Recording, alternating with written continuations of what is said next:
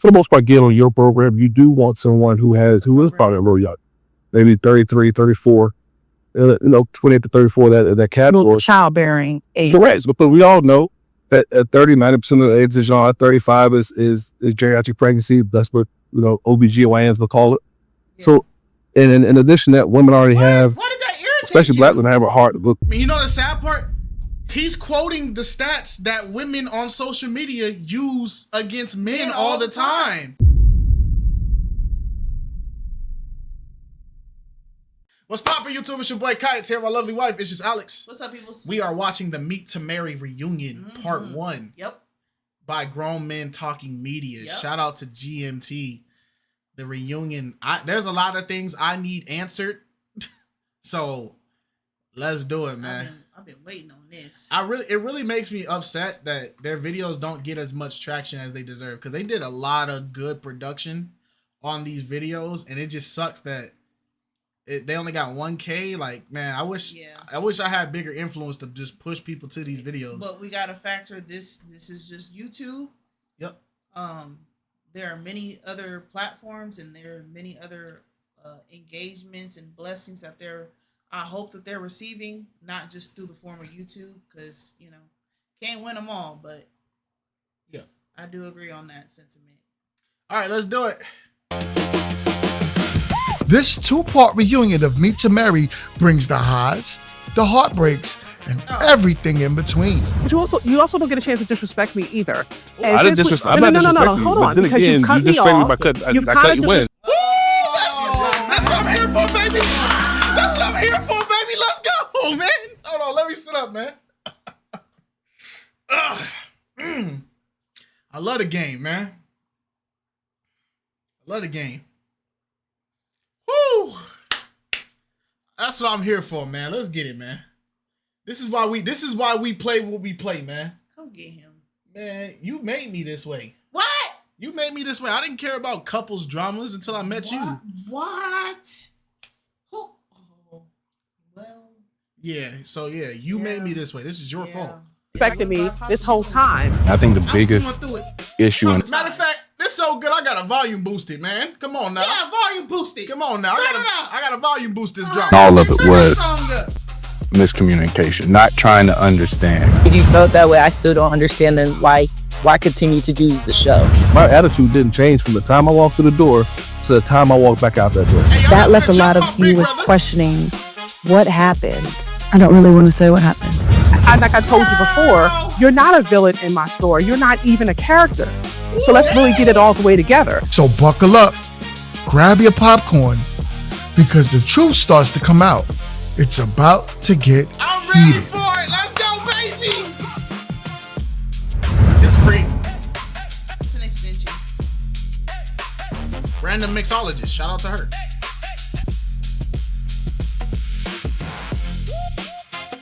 Hey. The volume look is cute. I like that.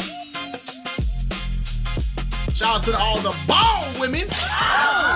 Welcome to this season's reunion, Meet2Marry, and we made it, y'all. Finally, we're here, and I want to thank everybody for showing up today. We have everyone, well, not everyone, in the building with us, but I'm happy for those of y'all that showed up. I'm with my beautiful wife, Dion. Let him know. Let him know. Yes. That's his wife. Let him know. Yes, ma'am. How about? Hey. And I'm your host, GMT. So That's right. let's do a round table real quick. How's everyone going? Good. How y'all feeling? Good. Well, amazing. Well, y'all look good. Let's start there. Y'all look blessed. Man, Thank you. You put it on today. I tried. We try to do a little something for the people. So I'd like to start. Let's get into a little quick banter. Tamara, how are you? I am exceptional. I cannot complain. Nice. And my God, Rasheen, how have you been? Hey man, I've been ecstatic. I've been wonderful. Things have been going great. So glad to be here. Fantastic. Kendra, talk to us. What's good? I've been good. Living life, spreading joy. I love it. Love to hear it. And what about you, my guy, Marcus? Hey man, I'm blessed to be here, and just life's been blessed for me. So I nothing but amazing things. yes, sir. We love it. We love to hear it. Author. My guys, hi Nathan, talk to us. What's Y'all up? doing phenomenal. Right, Yeah, no complaints. right. Love to hear. Yeah. I've been doing great. I've been working. Working? I've been working. Hard. Hard. Really? Okay. Work don't stop, but I've been good. Love to hear it. And Jasmine. I'm feeling good, feeling blessed on this good Sunday. Happy to Dang, I be here. forgot Happy to about meet her. everybody that's on the show. It's And Mr. Taco Bell. There you got Oh yeah, I remember now. I remember Yeah. now. Yeah. Yeah, he said first day we finna go to Taco Bell, child. one. Now What's up, my guy? I feel blessed. I feel good. I'm just glad to be here. Love to hear it. All right. So we are here.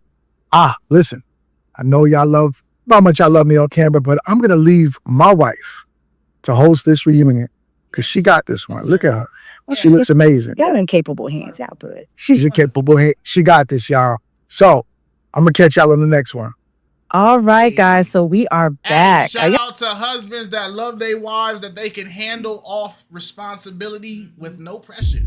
If y'all haven't done so, I really encourage y'all to go watch his story, why he started Meet2Marry. It was truly humbling. And just like he did, I'm going to leave this in my capable wife's hands. So, with that being said, y'all have a great day. I'm finna go. I'm playing. I'm excited. All right. Well, let's just hop right into it. Miss Kendra, girl. How you doing? I'm okay. All right. So, firecracker, big personality.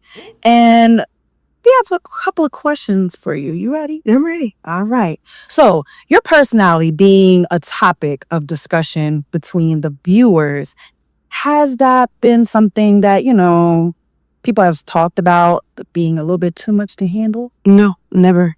Not in dating? Ever?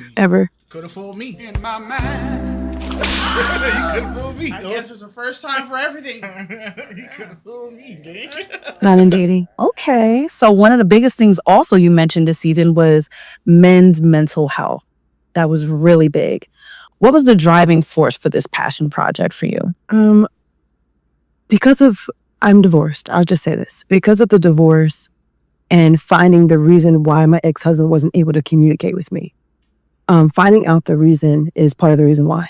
Because he told me 6 months after we finalized the divorce why everything was going on. And I'm just like, you still would have had your wife if you would have told me that. Wow. So it's, You worked a lot. Yeah, that's I think that was part of the reason why it was difficult to tell you why, just from a viewer's perspective. yeah. I From mean, what we got don't know. context of, but we don't know. Plus, also, judging by how you treated old boy over here, Marcus? Yeah, did your husband feel like he had the space to say what he needed to say? Yeah. Like, I can only go off of what I've seen on the show. I don't know personally, but yeah. So Yeah. Okay.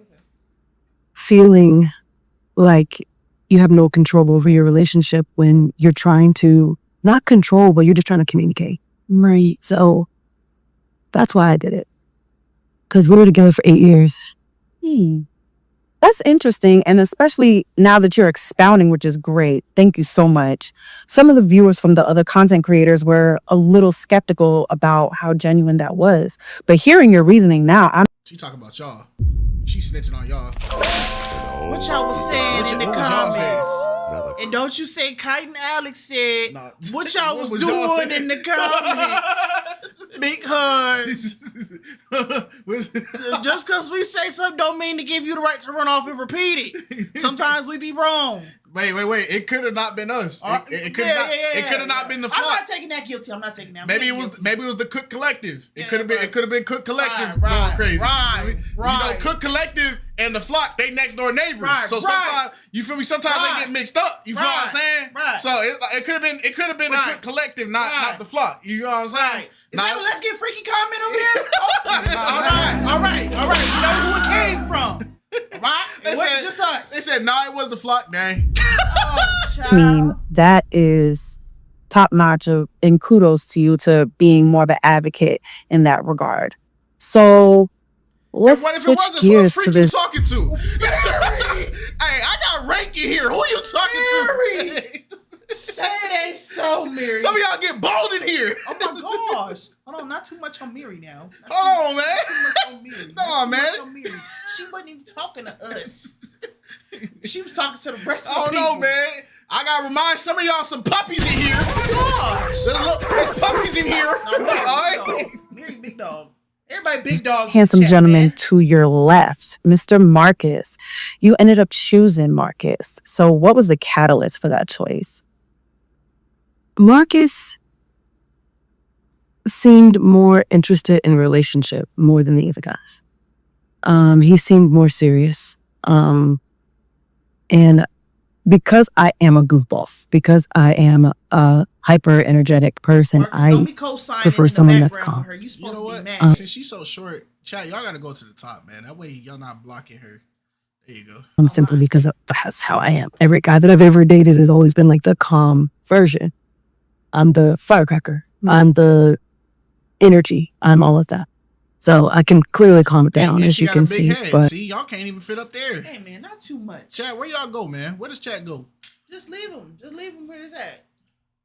There's nothing we can do about it, man. Chat, y'all gotta get slim. No. There you go. Chat, what? Chat lost too much weight?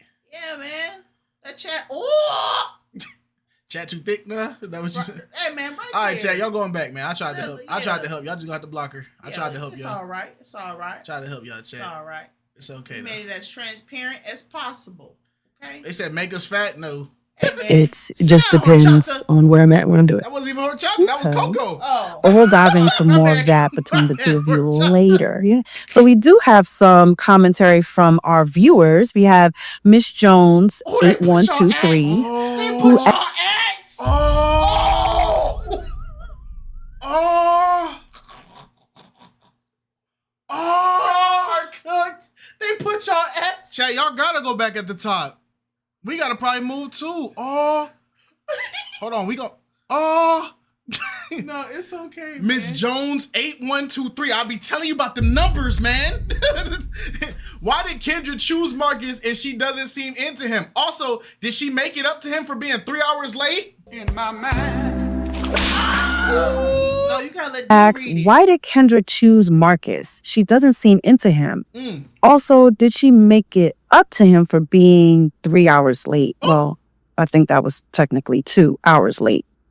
But we'll talk about that later. We'll put a pin in that. Right. So we are actually missing one of our beautiful young ladies.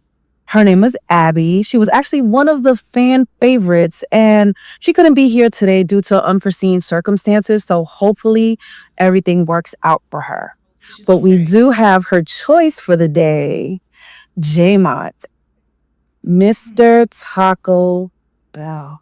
Oh. You can't Taco Bell? point. Now, the viewers wanted to know, Get were to a you point, serious you the about one who that? created it. Nah, Say the Taco Bell. I wasn't serious, but I just seen that she was more so like, okay. I mean, if she wasn't serious, she would have out gate say, nah, no Taco Bell. Then I would have, okay, maybe let me change my wording or what I want to say next. Because I'm the he type of was guy, serious. I like going adventures. Taco Bell wasn't the, you feel, it was just, I just want to see where her head was.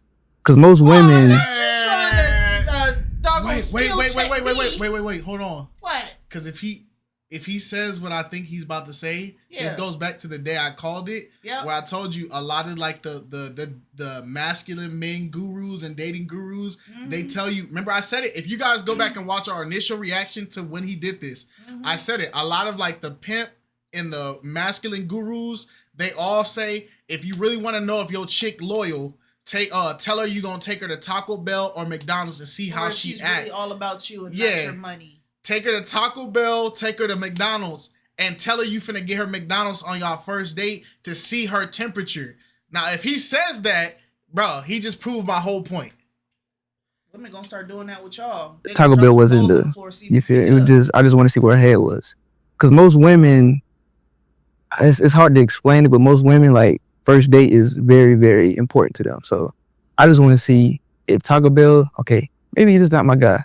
But I'm the type of adventures there. I like to go to like amusement parks, skating. Just I like to have fun. Well, being that one of the reasons why she kind of recanted on her decision was because of mentioned Taco Bell. do you kind of feel like maybe kind of doing that test, you shouldn't do that anymore? Not necessarily. I mean, You ain't if learned she nothing. really wanted to get to know me, she would have gave me I mean, not saying she give me a second chance, but that's not me. Okay, Why would fair you do enough. it? So, another question. You mentioned not really being a fan of adoption, but then finding out that Abby is actually an adoptee, did that make you kind of think of, or do you regret rather having that sentiment? Like you mentioned specifically, you only wanted to take care of your seed. I just would prefer that. I don't have no. I'm pretty sure women have came to me like, I want to adopt a kid. Okay, I mean that's okay, but I would prefer my own kid. I'm not saying adoption is not something I wouldn't like. I'll adopt a kid if that came to it. Like, want to adopt a kid, take care of it, we could go about that. But I prefer my own seed. Like, okay, that's my child. I raised that child, but the same thing, I'm still gonna raise the adoption child too. Okay. He's not wrong for feeling how he feels. No, that's a very common thing. Yeah, and honestly, just because she was adopted does not suddenly make him inclined that if he dates somebody who's been adopted, he should already be at the mindset that he needs to adopt kids as well. Like, adoption is a bigger situation than what people put together, because it's different than dealing with your own children, because you're also adopting that child and you don't know what struggles and traumas and situations that the adoption centers have put that child through. And some of those traumas that they put those poor kids through, a lot of people are not ready for. Yeah, even if you get a baby as an infant, it's still gonna be a heavy situation. It's still a heavy situation. Only because like sometimes there are people that want to go through the process of adoption, and the mother last minute cancels the adoption and doesn't want to let the baby go, and so on and so forth. It's a lot, and even though this is typically a conversation men tend to have, I can agree with him. Even as someone that wants to have children, I would prefer to have children, but if I had to adopt, I would also adopt. But my preference would be being able to experience bearing my own children. So Man of War said, I know I'm not around much, but thanks for the gifted sub. Been going through job and life stuff, but I pop in every once in a while. Hey, you don't gotta ever apologize for that. At the end of the day, this content's here for y'all to enjoy. Exactly. It's something that y'all could put on the background or whatever. If you going through life, tackle life. We gonna be here. Yep. At the end of the day, we're here for y'all entertainment, also for the gospel. Worry about your life. And then if you tap in, it's all gonna be the same love. Yep, we tackling life right. Yeah, we right fighting with the same fight. Only difference is our job is to make these videos for y'all. Y'all job is to do whatever y'all jobs is. We all working, man. You good?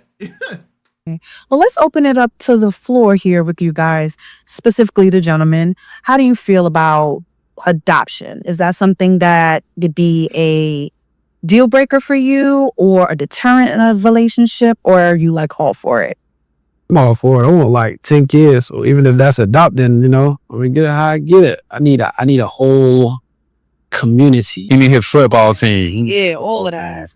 No, I'll go ahead, but I'm sorry. No, that was it. No, I'm all for it as well. In my family, we all believe children, no matter where they come from, are the future. And so, if you feed, I feel like it takes a community to raise one child anyway.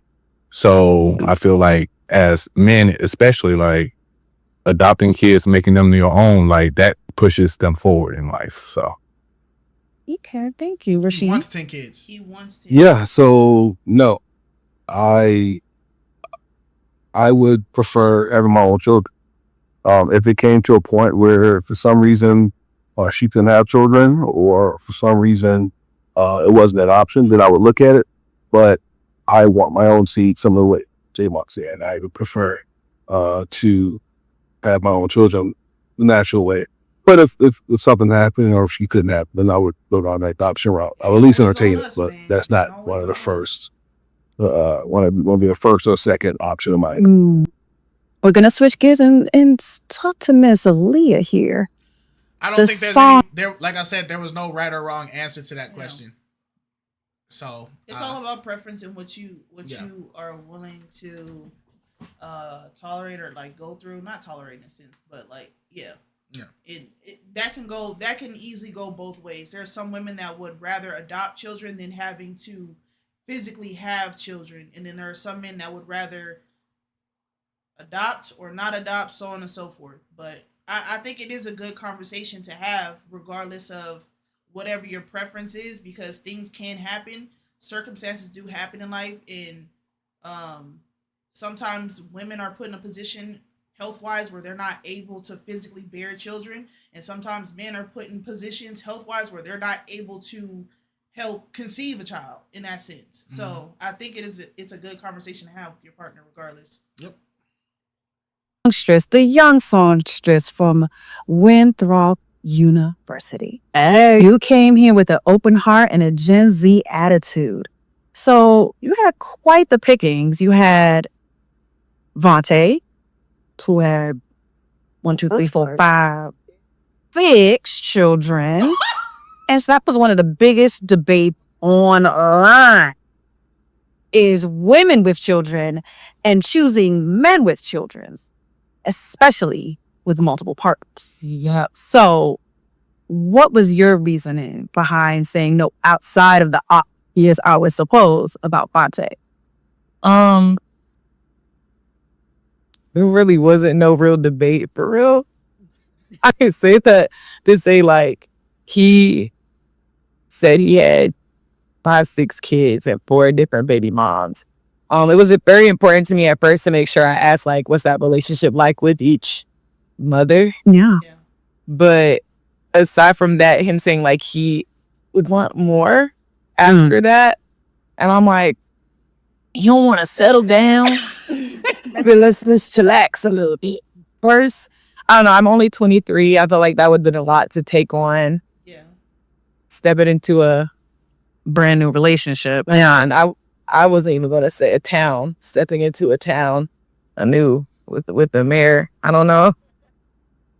That went fair. That's fair. So I want to open this question up to the gentlemen. Do you guys feel that there's a double standard with women and men, or between women and men, when it comes to having children with multiple partners? Because I want to start with y'all first. Then we're going to go to the ladies, because, yeah, the people want to know. This is how society, like where society is at that time. Because like depending on where you are, it's whatever they say is going to be widely accepted. So we can't change people's opinions if they say it's more acceptable to take in a woman with multiple kids than it would be a man, because that's just the way that society has deemed it. I'm gonna keep it 100 with you.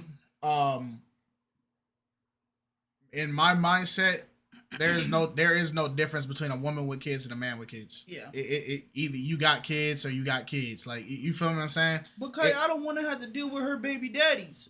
Okay. But she got to deal with your baby mamas. Exactly. I don't believe it. Like, I understand there are certain double standards that we need to protect society, but then I also understand that some of the double standards are clearly just leaning to make people feel better or feel more significant about their life choices. Like me hearing a baby father of a guy with 3 kids say he will never date a woman with kids because he needs to be his only source of children from that woman is crazy to me. Because it's like, okay, so you have this imaginary standard that you can't date a woman that has seed or children, but then you're coming with a full package deal with that expectation. And it also gets flipped vice versa, because I have noticed a lot of women will sit there and reject men and be like, yeah, I don't want to deal with your baby mama drama. But then it's like, lady, you're a single mother of 3. It's not even that too. Like, I feel like a lot of people that make excuses like that, some people that do it, they genuinely just want their kids to be the center of attention, and they don't want to have to deal with the other person's kids at all. And also, I feel like there's this hive mind mentality when it comes to both sides having children. But one side constantly gets labeled as this, but the other side gets to it's powering and it's endearing and it's motivational to see a man like Nick Cannon. People have glorified Nick Cannon for having 8, 9 kids. He just trying to build a legacy, bro. He just trying to build a legacy, bro. But if a woman were to have the same amount of kids with the same amount of partners or baby daddies or baby fathers, we would be they calling her her every everything name under the sun. And it is a double standard. And realistically, it's just, yeah, it just shows like the bias in it all. Because realistically, there's no difference between the two. It's just one is a woman, one is a man. Y'all both got kids. Y'all both are parents. Y'all both created a broken home. Willingly. Except for widows. Except for widows. Yeah, willingly to some extent. We do not put belt to widows because you cannot stop unless you are the cause of your partner's passing away. But widows, y'all are a different conversation Men because can be widows too, by the way. Yes. Just to let people know. Yeah. I feel like we do have to put that nuance in there. Widows do get a different outlook on that because that is a completely different conversation. They're not the same as creating a broken home. Having your partner pass away is just unfortunate. That's not your fault. But yeah. So I feel like people who try to make the argument about, oh, I can have kids, but my partner can't have kids. As long as you can agree that your mindset is hypocritical, you by all means have as many arguments as you want. I don't care. If you try to argue that it's not hypocritical to say that, then there's no point in allowing you to have an opinion because you're already having your opinion based on delusion, not based in reality. Right. Reality is if you're a person with kids and you refuse to date people with kids, you're a hypocrite. I'm sorry. I would think it would be beneficial for me to date someone that already has kids because they already know what it's like to be a parent. They've already experienced certain phases of a child's life, and it'll be easier to merge. It'll be easier to merge certain lifestyles and all this other kind of stuff because you're raising children. You're not meant to raise a child by yourself. Right. It's meant to be a family. It's meant to be two parents, it's supposed to be a village, and it's supposed to be a village. So, but back in the day, they used to have a lot of kids like this all the time. But the difference was they would have it by one man and one woman. Then later on, just people start trickling down doing their own thing, and this is where we have the split families or the blended families, which is nothing wrong with being a blended family because a family is a family. Yep. Okay. Marcus? I mean, honestly, I would say it depends, right? I think if you're talking or looking at it as a negative light and talking down to somebody for having multiple kids with, multiple people, I think that is more of where it is the down talking of others. I think there's a double standard for actually dating somebody. Like if that's your preference, like I understand that being a single person with no kids and trying to date somebody with kids, that timing constraint, right? Yeah. Being able to be with that person will be limited because they have parental duties. But outside of that, I mean, I don't think truly, at least to me, I don't think there is really no true kind of double standard outside of just people bashing each other. Okay. What about you, Rasheem? What are your thoughts? Do you think there's a double standard? Great question. I do believe there's a double standard. There's double standards out there and they're fine. I think ultimately that men are supposed to be providers, protectors, and things of that sort, correct? So a man with children is expected to provide for his children, while a man coming into a relationship with a woman with children is expected also to provide for those children that are not his. And I've said this before, there's 7 states, North Carolina being one of them. If I assume parenthood, whether that's arguable in the court of law, if I assume parenthood, whether it's buying gifts or taking someone on vacation or whatever it may be, I can legally be put on child support for a child that's not biologically mine. True. So there isn't a real great situation for taking on someone else's children unless that's what you want. But again, if your kid is an adult, then they're not a kid no more. Yeah. Yeah. They're So, not expected to take care of.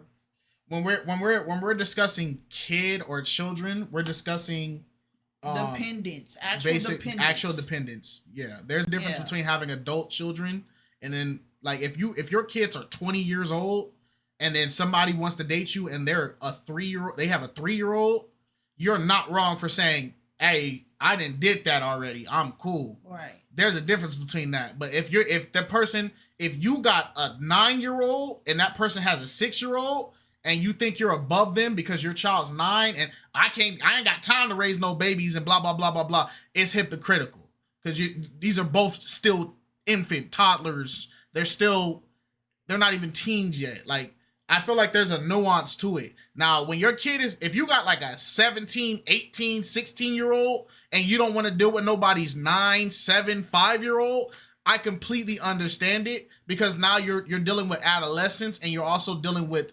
adults. Yeah. You get what I'm saying? Now to what he's saying, he's not wrong. There are states that if you're around if a man is around a woman's children long enough in a relationship and he tries to separate, there are certain states that they will actually, that woman can take that man to court for child support, even though they're not his biological kids. That is a real thing. So he's not crazy for saying that. So yeah, he's not. Something else he had said, but he said that a man is expected to be a provider. So if he has his own kids, he's expected to provide for his own kids. But if he dates a woman with kids, he's also expected to be a provider for those kids. So then, what is expected out of a woman? Being a nurturer, being a lover and a nurturer, and what does that come with? Whatever a lover and nurturer means to you, and women are expected to do that. There's men that say you gotta love me like you gotta love my kids like you love me.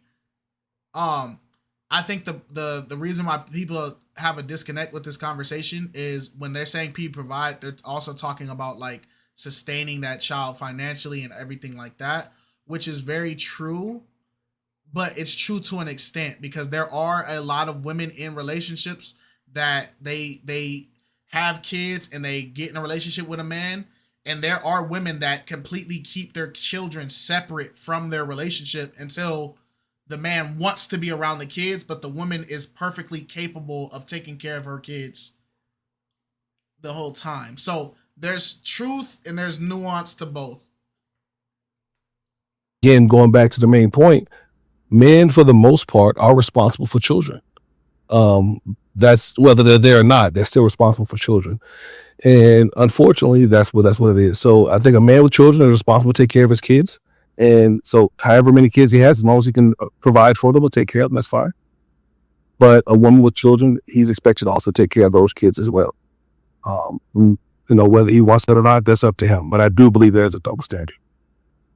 Damon, would you like to add to that? In this day of society, I feel like, my generation, that having multiple baby mamas and multiple baby daddies is kind of, they look at it as bad. So they're like, I'm not dating that person because he got multiple baby mamas. I'm not trying to be the next one.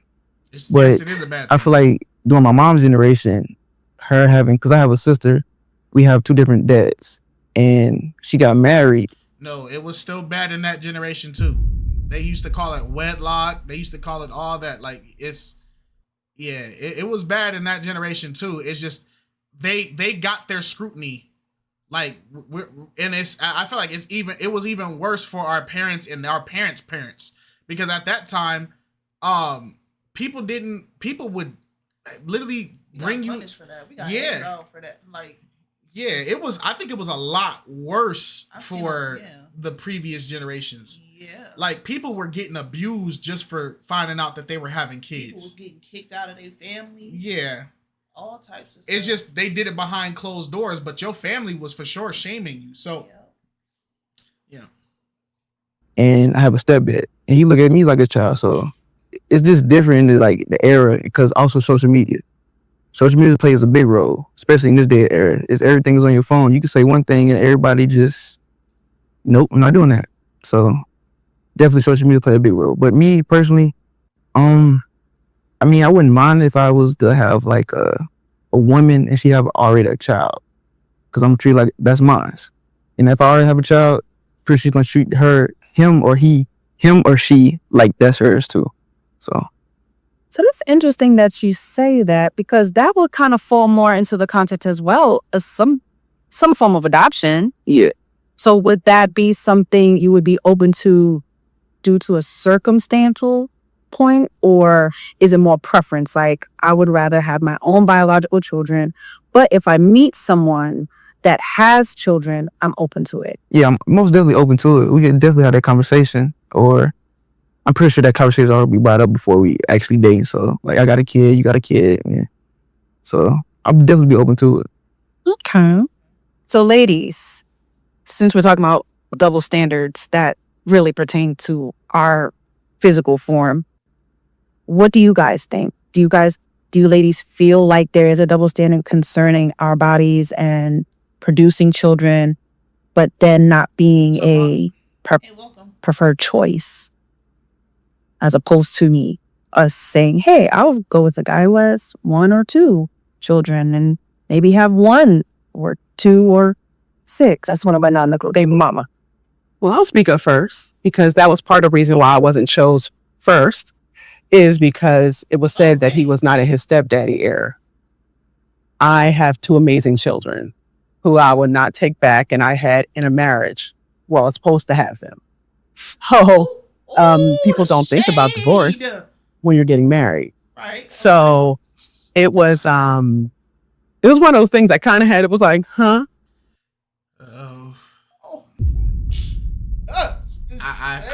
I don't feel like she the right person for this pop off though. The pop off towards him. No, I get it, but like, dang. But I feel like a great counter would be for him to be like, but how did you end up with that divorce though? And it would be a different conversation. So I'll give her points for the pop off, but because I did what I was supposed to do. I was married for a very long time, 17 years, had 2 amazing children. They're the light of my life.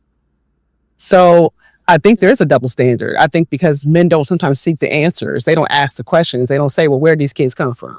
I didn't have miscellaneous children by miscellaneous men. So that's not how my kids got here. So I think that question probably should have been asked first. Well, I will say this though. I'm sorry. I will say this. I believe children born in marriage is different than children born outside of marriage. Right. So we have the baby mama there, right? So I believe that you're a single mother. There's nothing wrong with it, and there's nothing wrong with having kids in general. No matter how you have them, kids are the light of the world.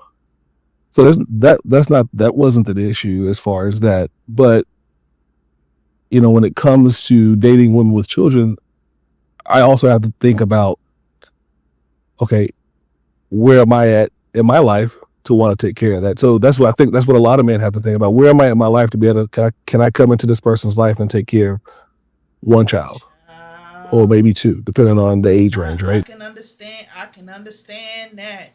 Yes. Some of y'all be out here, I can't afford to take care of somebody else's child, and you put a baby in her anyway. Ooh. Y'all be putting babies in women, and you can't even afford to take care of the child that she had outside of you. And vice versa. It be bad out here. Put a belt on, something. Lock the key, throw it away, burn it. That'd be crazy to me. So that's the thought processes. So I don't think it's not really speaking to us, but more speaking to what you said. It's not necessarily the question he's being asked. It's the question that he has to ask himself. Am I prepared, or do I want to step into that situation? And if I don't want to step into that situation, that's no fault of his, and that's no fault of hers. It's just that's what happened, and and we live life as we live it. So Kendra, girl, you look like you was praying over there or something. You got some thoughts. Something is brewing up in there. What you got? What you got for us? As a 32-year-old with no kids, it's not as hard to find somebody that doesn't have kids. But the internet makes it seem as though that you're going to be single forever because you won't accept somebody with a child. There's so many men out here that don't have kids in my age group. This one right here next to me. True. You know? Whoa. Don't use Don't him use as an him. example now. Because that. Get off of him. Don't use that one. No, you had your chance. She's Don't like, use him. For instance, I'm sitting next to him right now. Yeah, but you also dumpster fired that man emotions. Shout out to Marcus, man. So Yeah, it's take a sip, brother. definitely a double standard. Two if you need it. Where they say that my standards are too high because you won't date somebody that has one kid. What if the mom's not in the picture no more? What if this? I don't want to be a stepmom. Not right now. If you ain't got no kids and somebody says that your standards are too high for not wanting to date somebody who also, like, if you don't got a kid, you have no obligation to date somebody with kids. Yeah. Like, this shouldn't even be a discussion. Yeah. You don't have to date somebody with kids. Right. If you did, just because you were responsible to not just give your womb or give your seed to anybody, and you've been very calculated and smart about how you did it, don't let people guilt trip you to participate in what they're doing. Because they got to take accountability for what they created. You didn't create that kid. So why do you have to be bullied into it? Now, if you want to date somebody with kids, then that's perfectly fine. Yeah. You have every right to. Yeah. And if you know you're being genuine and your intentions are pure when doing so, don't let anybody shame you into believing that it's wrong or it's so on and so forth. Ideally, it would be best, like, if you do stuff like that, to talk about marriage and so on and so forth. But, you know, things happen. But I was going to ask you this, or ask everybody. So when there are men and women that have children and they've had multiple children with multiple men or women, and they're at a phase in their life where they no longer want to have children, or they don't want to date someone that already has children, but they'll rather date someone that is single that does not have children to have children with them. How do you feel about that? So somebody who has children and they don't want any more children. In terms of they don't want to take on another person's child that already has children, but they would rather go and That goes back to, I don't want to deal with somebody who's not mine. Right. So I'm gonna go look after somebody who doesn't have children and then give them a child too. Yes. I think that outside of marriage. Outside of marriage? Yes. I'm gonna just say this, and a lot of people not gonna like this. I think it's predatory. I think it's predatory. I think what you're doing is you're trying to have your cake and eat it too. Yep. And it goes back into the problem that we have in the dating market now, where we have and a lot of people make these memes that it's always these conversations of, why does every woman keep dating this man? And it's one guy who got 5-6 baby mamas. Yeah. It's because that guy is actively pursuing these women, and he knows how to woo them over and win them over, and he's purposely impregnating these women like it's a collecting thing. And it goes vice versa, because a lot of people don't want to acknowledge this. There are women out here who find attractive men, and they go after men who people feel like they'll find a guy who stands out to all the other women, and just out of like a competition, they'll go and get pregnant by that man just to spite all the females around them. Yeah. And a lot of people don't talk about it, but thanks to us being in the internet era, we're able to see these type of people do these type of things. I think it can be a form of predatory. Not saying that it is. Yeah. Not saying that every person who does it is, but I can see it being predatory, that you see people, you're having children with these people just for the sake of saying you have the ability to do it. Yeah, and to piggyback off of what you just said, where like men or women will do it towards each other to spite another group, or in terms of like competition and all this other kind of stuff.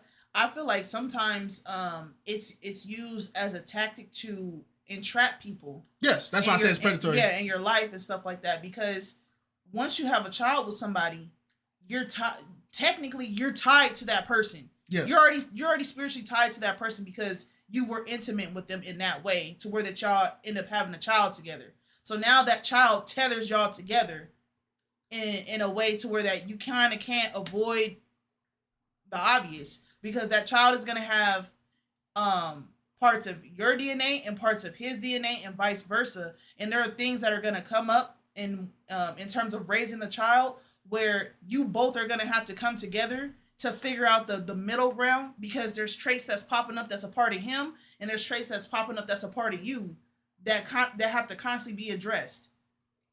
So yeah, that's crazy. I don't. Like I just mentioned, if I don't even want to think about kids, why would I want their kid to be involved in my relationship? I don't want that. I don't care if they're 16, I don't care if they're 18, that's still your child. As a daddy's girl, that's still a child. That's real. I call my dad every day. So it's like I'm still competing for that child. It's like, you're not competing against my child. Yes, I am. For the attention. I'm never going to have your full attention ever. At the beginning of our relationship, we have a full attention because we have nothing else to do but spend time with each other. But there's a child involved.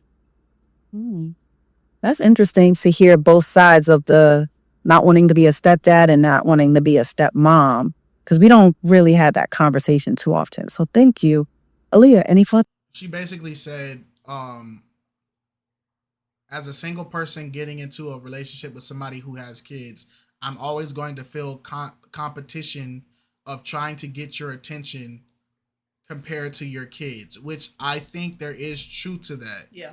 Because a lot of people, it's like a double-edged sword type of thing. Yeah. Because a lot of people will say, I know how to balance my kid life with my dating life, which is not true. Like, everybody can say it on paper, but reality is not true. Somewhere, somehow, someone's gonna be lacking. Right. Yeah. So it's never going to be completely true. Now, there are people that work really hard to keep a love life and a child life separate, but life happens. Y'all can be on your date. You guys are finally on your date. She get a call. Oh, my kid just broke his leg. I got to go to the hospital. He can be on a date. He get a call. My baby mama tripping, just threw my daughter out the house. I got to go pick my daughter up. Like, it's inevitable. Like, life happens. It does. But I also understand. So I understand the feeling of competing for love. But then it's also a thing of like, that same competition can come outside of a child too. Yes. And that's the part I don't really rock with when people make that argument, because that same competition of competing for somebody's time can come in the form of a job, can come in the form of a mom and dad, that's why a parent, friends. Yeah. It's like that competition can come from anywhere. Savasta, because it really started YouTube. Auntie came with a whole baseball team or something. We starting 5. Screaming up for real. Honestly, I've been listening very intently. For me, sorry, I was still thinking. I definitely feel like there is definitely a double standard for sure, especially with like, I have friends who are mothers, and also friends who are like, you know, having like difficulties in their relationships, like coming into that motherhood, and, you know, having conversations with them, and then them being fearful of like not being able to find a partner who's okay with the fact that they have kids, right, or have a child, in the sense of like I said, having these conversations, they're just like, I don't know, I feel like there's a stigma about it, if that makes sense, that it is more acceptable for a man to have multiple kids versus a woman having a kid or multiple kids. That's not acceptable. And it's not more standoffish for that woman. Like, a man is not going to let, she got a kid. Like, nah. You know what I'm saying? I don't know. So I definitely think there is a double standard in that sense. Thank you. And Jasmine. Yes, ma'am. Yeah. Very interesting conversation for sure. As someone who doesn't have kids yet, my preference is also to date someone that doesn't have kids. But at the same time, I am open to hearing that person's story, because I know sometimes we have our own preferences and what we think is going to happen for our life. And then God has something different for us. And there may be a reason why that child comes into my life potentially. So yeah, I'm always open to hearing someone's story. There definitely is a double standard. You know, I agree with Aaliyah that, you know, they look down on women who have children versus men. And women tend to be the am I in a weird part of the internet? Because I be seeing baby daddies get cooked all the time. Like this, both sides do it. Yeah, that's what I'm saying. I don't see where they're saying that it happens more sides than to the other side. Like I've been seeing both sides get demolished. Yeah, that's why I said what couldn't be applied to men could be applied to women and vice versa. I don't like when people try to do this crappy competition thing. Oh, men go through this more often than women. Women go through this more often than men. Bro, both sides is getting jumped. Stop trying. I don't like when we try to do this struggle Olympics. My suffering is more than your suffering because I'm a man. Your suffering is more than my suffering because you're a woman. Bro, we both suffering. What are we talking about? But that's why I asked, because when the professor had stated that as men, y'all are expected to provide XYZ 1, 2, 3, and there's a certain level or standard or expectation out of that. But then when I asked, so what are women expected to do? But I guess those things aren't equal, so you know, to his own. But primary caretakers, while men tend to have more time on their hands, and you know, they have the kids on the weekend. Sometimes that's the arrangement or whatever the case may be. So you know, there's a double standard with that, and due to the circumstances. But yeah, for me personally, I don't base my preferences off of online chatter. I get out in the real world. And I want to, you know, hear someone's story. What happened? I don't want to just judge them just because they have a child and then completely close them off. So that's just how I go about it. We also got to be fair about the whole, not preference thing. And yes, preference in a sense, because sometimes our preference is based off of experience or other people's experience. So if you have friends, if you have a group of friends and they're all mothers and they've experienced the same treatment as far as being mothers with them for a man that, you know, doesn't want to be with them or so on and so forth, and vice versa for dudes, I feel like sometimes people base their preferences off of other people's experiences and kind of, you know what I'm saying? Like curate it as this is my preference. It's a projection. Yes. It's a projection not based off of. It's a projection not based off of personal experience. It's a projection based off of empathy or sympathy that you've gained from the people around you. Yes. So because I hang out with a group of single fathers and I listen to all their struggles and complaints, I take their struggles and complaints as this is how it is for everybody because I experienced this in my circle. Yeah. But reality is my circle is not even a 0.1% of everything that's happening in the world. That's what hurts a lot of people because for the women to have the argument or the sentiment that they feel like it's always glorified or encouraged for men to have multiple children with multiple women, that's not a far-fetched thing. That same thing for men thinking that women that have multiple children by multiple men are this 1, 2, 3. It's not a far-fetched thing. I'm saying because of the conversations that they're having with the people in those circles and how Marcus said, how everyone downplays and down talks one another and they're all in the same situation. We're all in the same boat, but you have the nerve to want to throw stones at me because your stones is this color and I'm over here. You know what I'm saying? That makes sense? I get what you're saying. Like, yeah. Just child.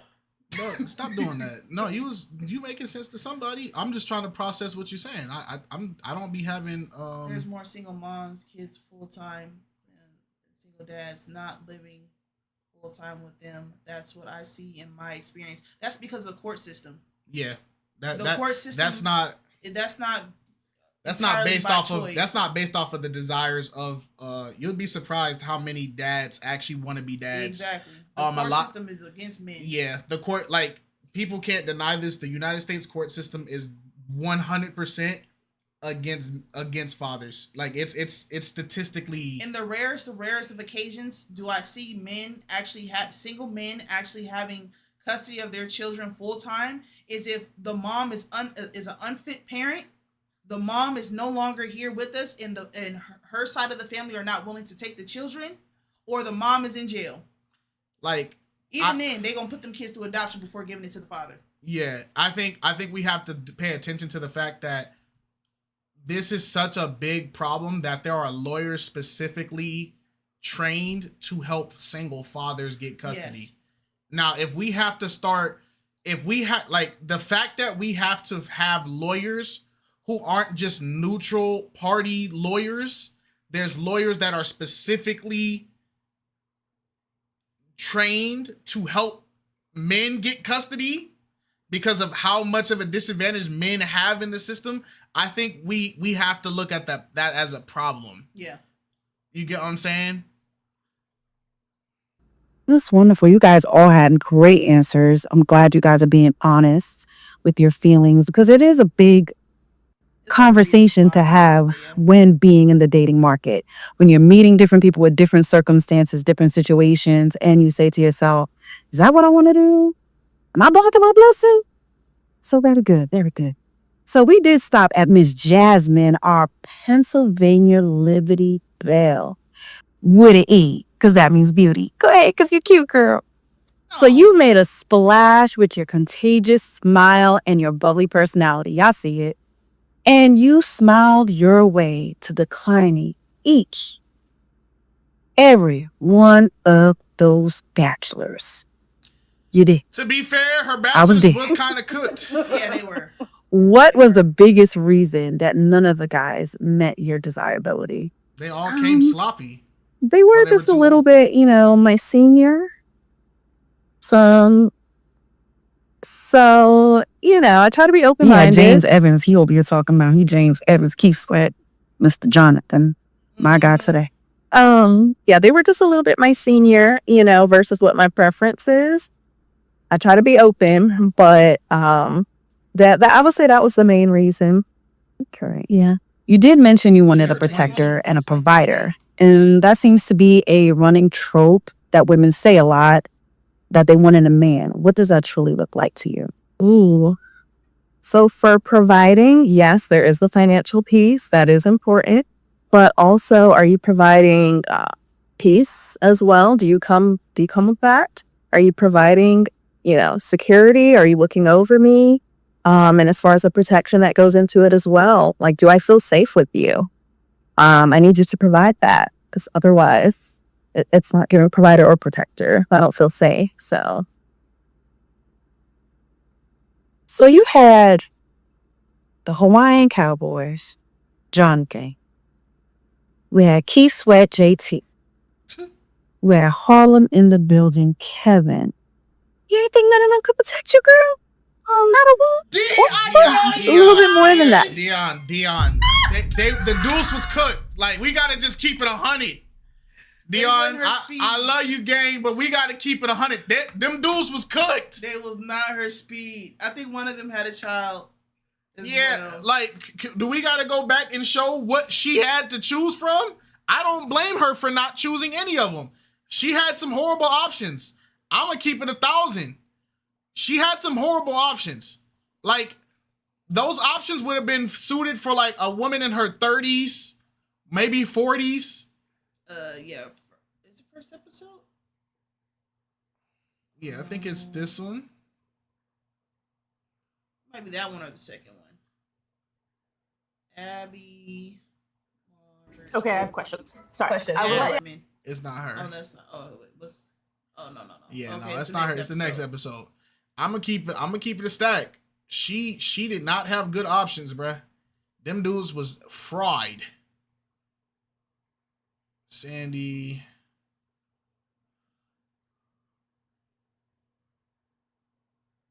Dang, Jasmine, where you at? Dang, episode she episode 3? Oh, there she go. 4. Previously on She's a 4? Yeah. Yeah, she was episode 4. Dang, she had to really work through that one, man. All right, here we go. Yeah. She had this. He was nice. And he was nice, but he was way older than her. Yeah. She had this dude was deep fried. Probably one of the worst fits. He drove like 2 hours to get there. Bro. Buddy came up. Bro, he came up fried. That was her second option. Yeah. And then her third option, Buddy showed up like a NBA Street Volume character, dog. He showed up in a basketball tee, no shirt underneath. Those was her options. I don't blame her for not choosing none of them. Yeah. They was all older than her. They somebody cup of tea, you know what I'm saying? You know, like maybe they can, but a friend can protect me, you know? So I need a little bit more in my man than just that. Yeah. Well, girl, it was definitely fun to watch. Fun to beat it. Enjoyed it. Every moment. Very entertaining. Love the dress, too. Yeah. It's in my mind, still there. So we are going to switch gears to Miss Tamara, our island queen by way of Philly. Okay? You are truly a wordsmith. I'm sure y'all all can attest to that. Okay? And you really knew how to make a lasting impression here. So let's bring it all the way back. Rasheem handpicked you at first, right? We're just going to, call a thing. That's what happened. And it seemed like he spun the block. But we want to know, how did that initial conversation go before your first date? Well, this is the thing. When Rasheem reached out to me, I heard in the comments, everybody was like, girl, I don't know why you did that. You know, the crazy part is they was going to clash either way because they're both ego monsters. They're both ego monsters. Very much so. That's on my child. They are both pedestal ego monsters, bro. He feels like he always has to be right, and she thinks she's super professor, bro. There's ego monsters. Girl, he could have chose me second. But this is my thing. I believe in giving grace. I believe in hearing someone out. I want to hear your whole story before I decide what I will and won't do. We've all been in situations before where we made a choice and maybe that choice wasn't the one that we may regret it later on, right? And life is what life is. So I believe in just hearing someone out. So we basically sat and we just talked. And we didn't really get into a whole lot of the why because I thought Anne was delightful. I thought Odyssey was delightful. Queens always lift up queens, right? So I'm never going to say anything bad about another sister, but we didn't talk about the why. I wanted to know what was up. Like, what makes you call me now? Like, what makes you want to speak with me? Because I know that my aura, my presence is different and it's not for everybody. So what made you talk to me? Yeah. All right. Well, we have one of our viewers, Miss Elmira Lofton 222, that said, Tamara, what have you learned about yourself going through this experience? Thank you, Elmira. First of all, mad love to you for that. What I've learned really is propensity of my heart. I've learned who I could be, even in uncomfortable situations. I learned to show up and be myself, regardless of whether the person I was around liked me or didn't like me. I'm going to stand on my tippies and I'm always going to be me. I've worked too hard to be in this space, in this place. I'm very comfortable with who I am. Right. For the record, I'm a doctor twice. I have 2 PhDs. Facts. I've worked hard. Talk your talk. And I don't take that back. If anything, I want to continue to show people how you can bring your heart to the table at all times. Give people grace, love on people no matter where you go, and you determine the energy of the room, not somebody else.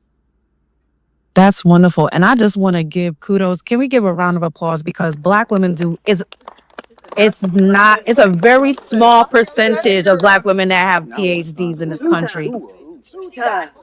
Okay, uno, dos. Okay, get into it.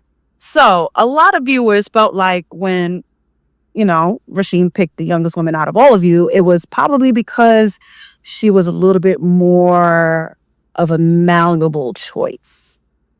So what did you truly think about when he picked Anne when you found out in that moment? You know what? I'm not going to lie to you. I told everybody who I knew, whoever this is not going to choose me.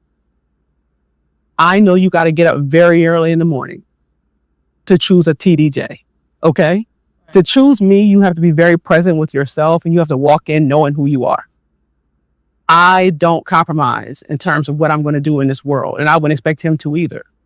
So when I saw the other two ladies, I instantly thought, well, they're more what a man would want. Not taking anything from them. First of all, Anne is young. What'd you say? She's still impressionable.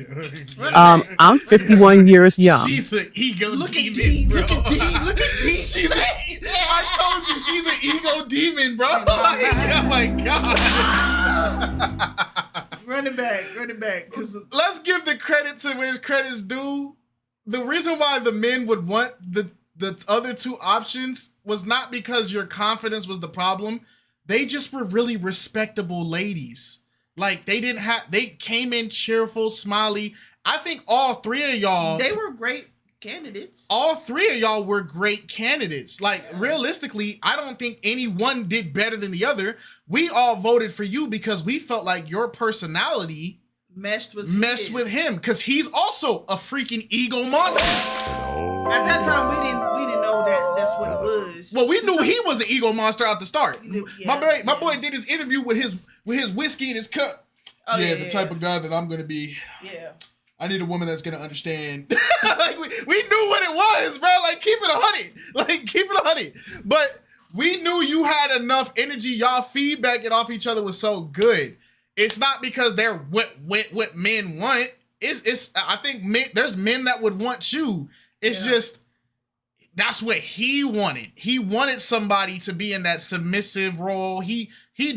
She fit everything he was describing. Submissive, no kids, willing to love me regardless. She got to be fit. He had like a super list, and she ironically fit the list that he was describing.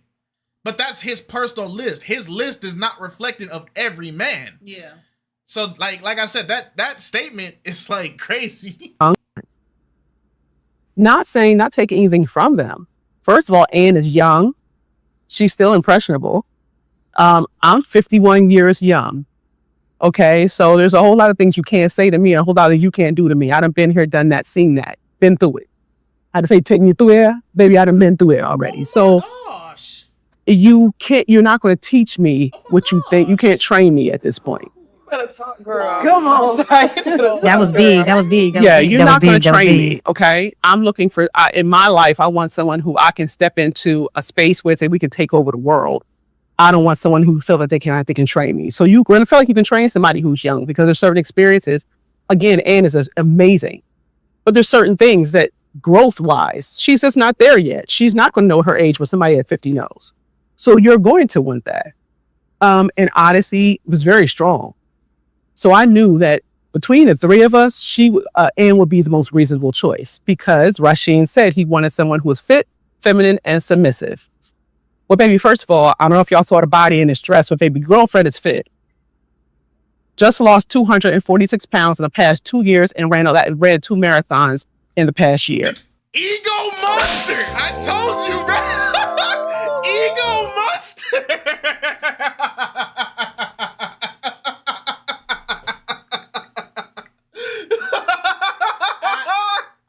I can't. Okay. Oh man. Yo. I told you, bro. I'm not saying it just to be funny. When you really pay attention to how she talks, here's the thing. As a motivational speaker, she's phenomenal. Like, let's give credit where credit's due. She's phenomenal. But we gotta keep it 100, bro. So a lot of phenomenal speakers, they also have massive egos, bro. And it's okay. There's nothing wrong with having ego if that's how you want to be as a person. But when you're dating and you're trying to sell yourself or present yourself, having a super ego is bad because a lot of people are not going to. There's three things that's gonna happen. You're gonna pop your stuff, right?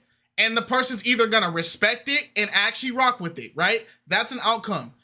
You're gonna pop your stuff and a person's gonna feel inferior to what you're saying because of all these accolades you keep throwing in their face. I got PhD, I got this, I made this, I got this, right? You're going to make them feel inferior to what you're doing because you're building yourself on a super pedestal.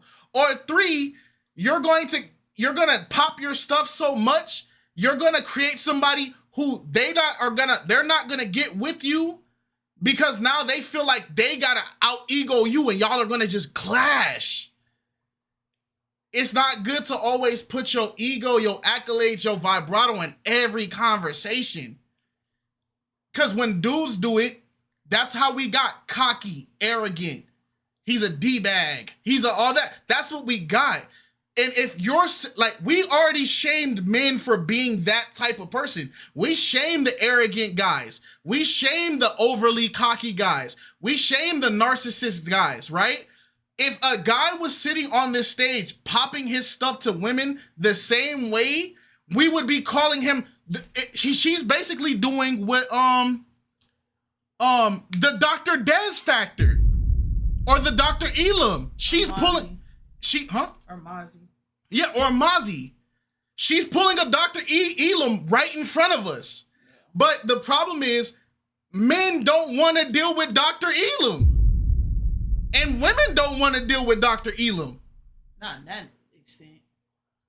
Well, yeah, I mean, Dr. Elam got pulled. I'm not taking nothing away from him. Shout out to Dr. Elam. But Dr. Elam was an example. She's pulling a Dr. Elam. Dr. Elam came in with his scrubs. He came in, oh yeah, I was just doing a surgery, a dental surgery right now. Oh yeah, I'm very educated. I'm very this. He was popping his stuff the whole time. So would you think that Dr. Elam is an attractive trait for a woman to have? No. I can show y'all a clip of Dr. Elam popping it right now. I guarantee you he's saying the same thing that this lady's saying. So it's like, it's not good. I don't know if y'all saw the body in his dress, but baby girlfriend is fit. Just lost 246 pounds in the past 2 years and ran 2 marathons in the past year. That's first. Feminine, you can't get anybody more feminine than me because at the end of the day, I mean, you see what it is. You see the material. She's going to show up. Not submissive, not necessarily. I feel like women will submit to a man who leads them in the right direction. It's a natural progression. It's not something you ask for. It's something. Off of this little spiel she's doing right now, do you see any room of submission in this conversation? Let's keep it 100. Men and women, I'm asking. Do you see any spot of submission at all in this conversation? 50-50? Man, what is your definition of submission? he said 50-50. What's your definition of submission, Gid? I did not see a submissive bone in that conversation. That's crazy. What happened? Talk it up. I think a lot of people. She says she's submissive to the right man. That's not what I asked you. I asked you in this conversation right now, did she show any signs of submission? I can give a crap about if she says in her hypothetical, did you see that trait here? And you gave 50-50 to someone that wasn't submissive to her husband's and his needs at that time. She still did her own thing, even if it cost her marriage. And sometimes I think people look at submissive as something that is take orders, take control, or whatever the case may be.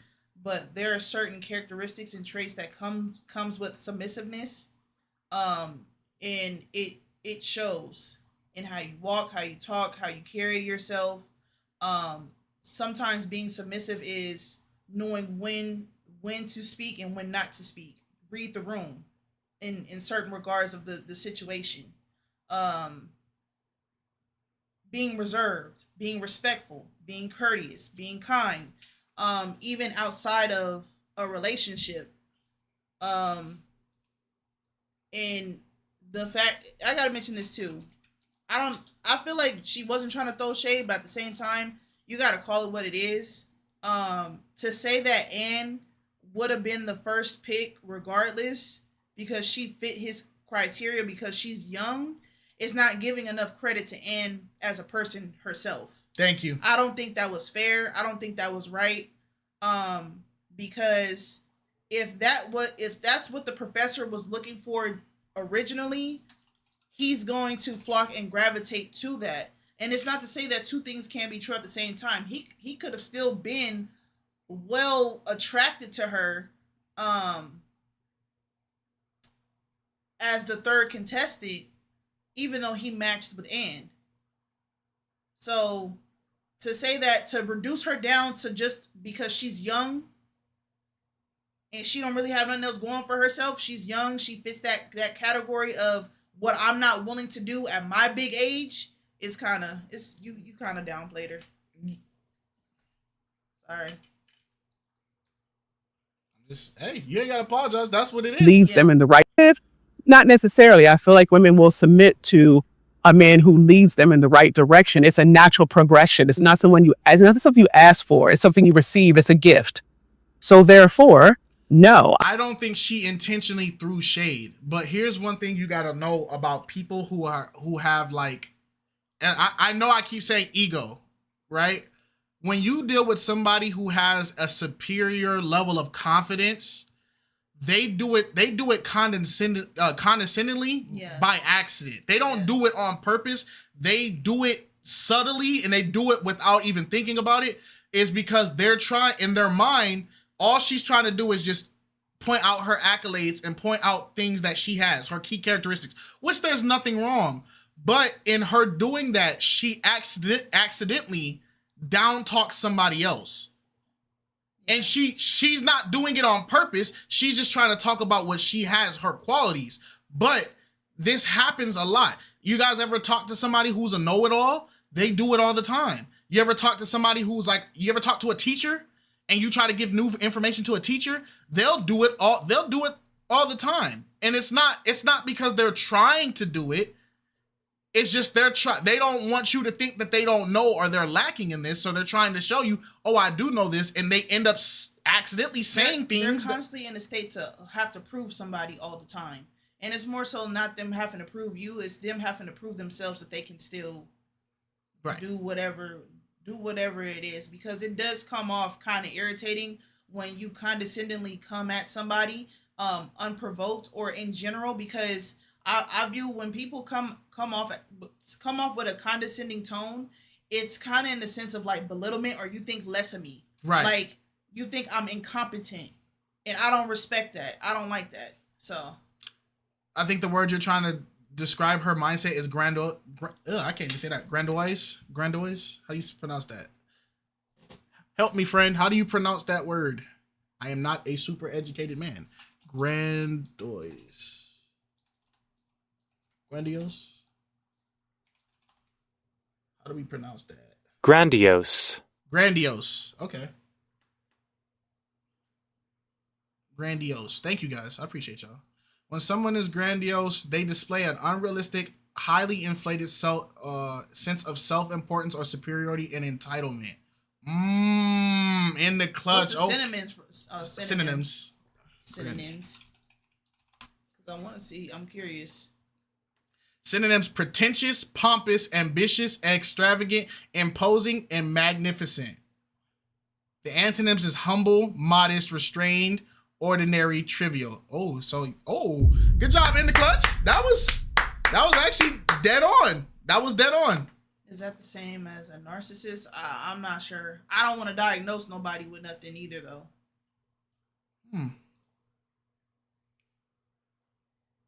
But it does sound similar. Grandiose, proud, grand, glorious, majestic, epic, monumental, royal, impressive, massive, imposing. Yeah. Gallant, colossal, regal, heroic, formidable. Yeah. So yeah, I think that's a fitting word. She's not. I wouldn't say she's. You can say she's ambitious. But ambitious. I'm not going to submit when I feel like I'm not being led in the right direction. It's a natural progression. Even when we tried to say maybe he just popped it. I'm not finna be. It's not will submit to a man who leads them in the right direction. It's a natural progression. It's not something you ask for. It's something you receive. It's a gift. So therefore, no, I'm not going to submit when I feel like I'm not being led properly. So at the end of the day, when he chose Anne, well, baby, congratulations to you, my love. Have at it. Do you? But I mean, I'm not mad at it. I actually prayed for her, hope for her best for her. If this was love for her, I wanted her to have it. Because she is always going to get what's for her. What's for you is for you, and nobody can take it from me. There's somebody out here right now in the world looking for somebody just like me. Yeah, true. Just like me. True. I'll wait for it. I hear that. So, Rasheen, we're gonna slide on to your brother. So, first, we have another comment from Elmira Lofton, 222, who said, "Why do you call yourself the professor? Was this name given to you? And what's the greatest lesson you taught?" It's his turn to pop it. Well, Elmira, again, appreciate you for watching. It's because of people like you this show is continuing to grow. So Thank you, Elmira girl. We appreciate you. I'm not sure. Professor, I have taught a lot. I've coached for years. And I'm very knowledgeable when it comes to just different things, depending on the subjects and topics. Hey, hold on. How did you get the title? Do you have the credentials to call yourself that? Professor? Yeah. That's what we asking. She got 2 PhDs. Yeah. You feel what I'm saying? Do you got credentials? Is you qualified? You feel me? Because by this thing, I can start calling myself the therapist kites because I help people out. Yeah, thank you. This is Cheyenne Bryant. Like, what your credentials, gangy? That's what we asking right now. I'm very knowledgeable when it comes to just different things, depending on the subjects and topics. So I get the professor. That's where, for the most part, that moniker comes from. So did the moniker come from you, or did it come from somebody else or people? I don't believe you nickname yourself. So where did that answers that. Yeah. Elmira, he didn't call himself the professor. I don't think you nickname yourself. The people ain't call him. Well, he didn't call himself. That's what he said. All right, so who called him the professor? you do have another question here. Is Rasheem, have you heard from Ann? Like, what's up with her? She all right? First of all, let me say something to Tamara. Oh, congratulations on the weight loss. I think I found the weight you lost. But anyway, congratulations on the weight loss. Oh my gosh, he cooked this himself. was dumb. He cooked himself. Why would you do that to yourself? He cooked himself. He said, "I think I found the weight you lost." Why would you do that to yourself? He cooked himself, man. Hey, man. I can't. Hey, refs. It's not gonna soften the blow. She still don't like you, Professor. Facts. The professor. She still don't like you. Alleged, Professor. Alleged. And you are definitely fit and definitely feminine. So I want to give you that as well. Hold y'all about take a drink. Just take a drink. Take a drink. Everybody just take a sip of these wonderful mocktails from our beautiful and amazing bartender. It's a mocktail. We could take a pause for that. Oh, okay. Mm-hmm. Laugh, girl. People that don't. You're supposed to laugh. This is here for. We're here to have a good time, right? Have I heard from Ann? I have heard from Ann. And how is she? She's not here. So we just want to know, is she all right? Is she cool? I think so. Man, Mm-hmm. yo. I'll get awesome to you later. Hey, Professor, you gonna answer any of these questions legitly, bro? He never answers anything directly, man. The only thing he answered directly was the double standard thing. You're the type of people I don't like. You're the people that get me mad, bro. If I ask you a yes or no question and you got to give me a journey to get to maybe, man, I'm about to whoop your tail, I'm dog. done talking to you at that point. Because it's just, I'm asking you because I need to know this thing because I can't make my actions unless I know for sure the action I'm about to take lines up. So is it yes or no? Because if it's yes, I can do what I need to do. If it's no, I know not to do what I need to do. If it's maybe, I can't move. But you see, Baby, that girl is driving, and I'm sure she's She always doing going to fine. do well. She looks like she would, right?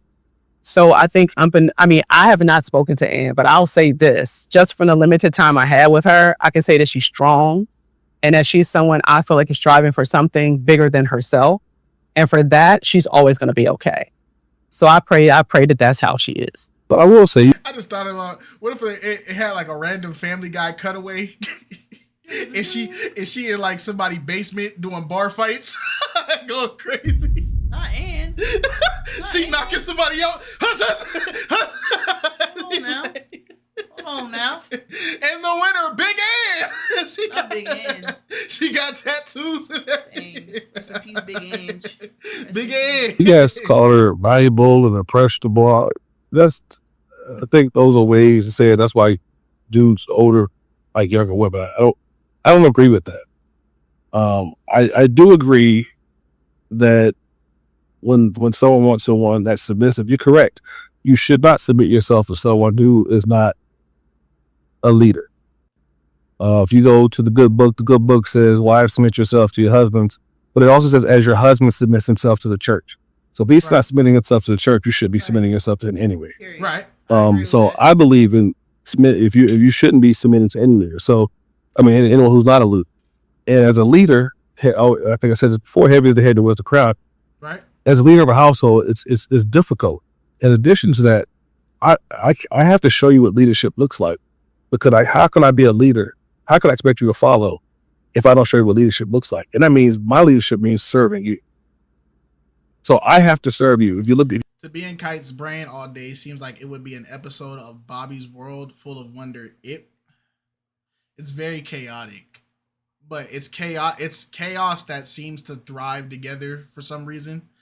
And the only reason why the chaos stops for a couple minutes is because the Bible gets brought up. Because when the Bible gets brought up, my brain kind of has to go like, all right, now.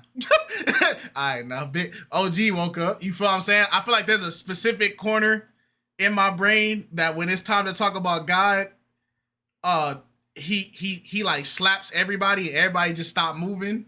And then once he's like, all right, I'm done with my God talk, and he go to lay down, the rest of the brain like, all right, back to business. And they start tweaking. So that's just what my mind is like. you go back, Jesus didn't ask people wash his feet. He washed people's feet. He shows servant leadership. I believe that's the best type of leadership to have is servant leadership. Yeah. So you shouldn't be submitting to anyone who is not doing what they're supposed to be doing in general anyway. Right. But when it comes to wanting to have children or wanting someone that will, for the most part, get on your program. I don't know why they're looking confused. He's right. See, this is why I don't be getting, right? When somebody just pop in their motivational speech, we all can understand it but then when somebody starts holding us to the standard of because we all believers in Christ here, so let's put some Bible in it. As soon as Bible start getting put in it, we all want to look like befuddled or like he's right. That's because people are now servers of themselves. They don't serve and live life for God. They serve and live life for themselves. They don't care. They're gonna put their vanity is always gonna overshadow or outweigh what makes sense in a biblical sense, if that makes sense. If you're always in that way of thinking, just vain, self-centered and stuff like that, you're not gonna pick up what he's throwing out. Because at the end of the day, the main topic is I'm not submitting to anybody that's not fitting to my standards of leadership, not God's standards of leadership, right? My standards, right? But if we were to submit to the standards of what God put for us to submit to, we wouldn't be having these problems. Exactly. And just because he's a leader, and I like what he's saying, because just because he considers himself as a leader doesn't mean that he is not in a place of where he can be corrected. He can still be corrected through you as his wife, through you as his partner, through you as his wife to be. Because if there are things that you are doing that he's doing that is wrong, and it's not submitting unto God's will, it's your responsibility to call him out in a respectful way. Like, hey, listen, we falling off the wagon here. What's going on? Temperature check. Because anybody can be a leader. Yeah, but anybody can which be a way leader. are you leading? Exactly. That's the thing. So Exactly. he's right. He's 100% right. He is. But when it comes to wanting to have children or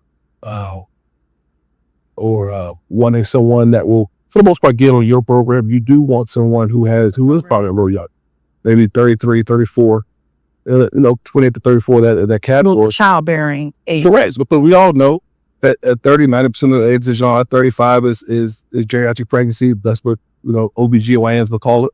Yeah. So, and in addition to that, women already have, Why did that irritate especially black women, have a hard look. They're getting irritated by, bro. They're getting irritated by fact. I mean, you know the sad part? He's quoting the stats that women on social media use against men all the time. And it as much as we don't like to hear it, and as much as it sucks, if you are in that age range, it is a risky experience to have children around that age. It's not impossible, but you still have to understand the risk of it. And there's still, even if you're 20, 25, 26, having a child overall is risky. You don't know what's going to happen to your body. You don't know what's going to happen during, after, or before it. It's still risky, but the stakes are a lot higher as you get older. We have to learn to accept that. Exactly. What it is. My thing is, but like I said, these are a conversation that women use. Like when men and women have these like discussions, this is the main talking point I see women use. So why am I seeing women unhappy with the key talking point that is like the foundation of their arguments in these conversations? He's technically agreeing with y'all. This is what makes me frustrated about us as people, men and women. Women, we get upset when we feel like men don't listen. Men don't pay attention to us. Men don't consider us. Men don't value us. Men don't XYZ 1, 2, 3. The list go on and on and on and on and on. And when we sit and we do our novels of what we go through as women, what we experience mentally, physically, spiritually, emotionally, all that, in terms of dealing with us being together as a couple or whatever the case may be, or just navigating the world in general as people. When the men finally do pay attention and hear what we're saying, this is the response that they get. And vice versa. When women finally take the opportunity to listen to what men have been saying, men have been beating their chest about, men have been griping their concerns and so on and so forth about, when women actually take the time to do it and they listen and they hear what you're saying, they get rejected. Men are irritated by it. It's like people don't want a resolution to anything. It's like people just want to stay mad at each other just for the sake of being mad at each other. I didn't come here for peace. I want problems. It's like, always. It doesn't make sense. Like, the audacity of you to finally listen to me, and take on what I'm saying and actually value them and actually have concerns and actually care about me as a person. Shame on you. It's like, what the freak are we doing? Just don't be around people. Go be a shut-in. 35 is geriatric pregnancy. That's what, OBGYNs will call it. So, and in addition to that, women already have, especially black women, have a hard look. So I treat it differently when it comes to child. Mortality rate is very high for black women. So you don't want to go down that line where if you want to have kids, now you either can't have kids or IVF, or now you're looking to adoption, which is something that may have not been your course perfect. Yeah. So now you're looking at other options as opposed to, or you compromise it as opposed to what you really want. Oh, being that you just touched on children again, we have a comment from Riza380 for ye. Having a 21-year-old and wanting more children is crazy to me. Oh. So you have your 21-year-old daughter, correct? And you're open, or do you desire to have more children? The great thing about if he finds a partner that wants more kids, I don't think it matters. I don't think it matters. Yeah, it's gonna be awkward for the 21-year-old, but then a lot of 20 adults don't give a crap. A lot of parents start over. Yeah. That's their prerogative. That's their business. As long as they're in a position to actually take care of the child, What are we? then what are we upset about? Yeah, like what are we? This is dumb. People just be saying anything on the internet. Man, is we can have kids as you know, as late as you want to. Talk to Robert De Niro and and Al Pacino. They had them in their 90s. Yeah, I don't recommend that. No, wanting to have kids, I don't think there's anything wrong with that. I don't think that's crazy. I think wanting to have a family, I don't think that's crazy at all. I think you should want to have a family, and you should want to have a family the correct way. My daughter was out of wedlock. I love my daughter, but I would have liked to have done things differently. And you know, knowing the statistics of children who are in separated households, I never wanted that, which is why I never had any additional children. But I would, if I were to pursue that path, I would like to have additional children in a marriage. Wonderful. So we are going to switch to ladies. This segment is over. Thank you, guys. Thank you, gentlemen.